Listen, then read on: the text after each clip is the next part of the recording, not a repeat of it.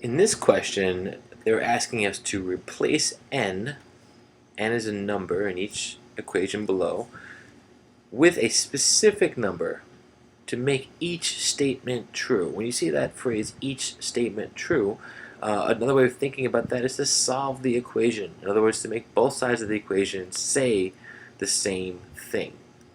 And we could use traditional techniques for solving each of these, but we can also use our intuition, right? So maybe we'll do a little bit of both.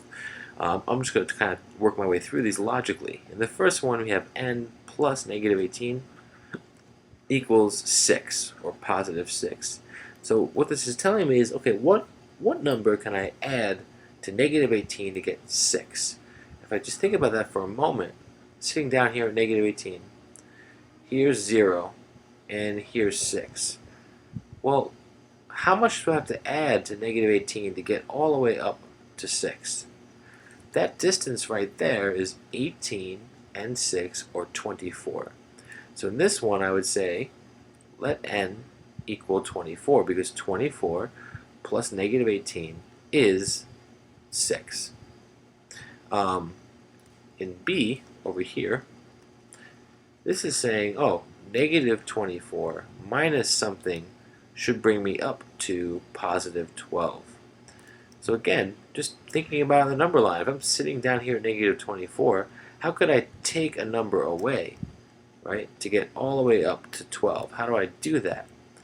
Well, this is almost counterintuitive at first. You can't gain by taking away unless we're taking away a negative number.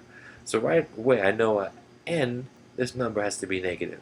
Because the only way you could take away and gain value is by taking away a negative. And how far is that? Well, right, that hop right there is 24 and 12, or 36. So really I have to take away negative 36. And that just means that, oh, negative 24 minus negative 36, or plus 36, is 12. And it is. Move on to part C. This says 43, they put positive 43, but that's the same thing, plus something should give me negative 12. And I think you'll see, this is definitely connected to the strategies we've been using so far.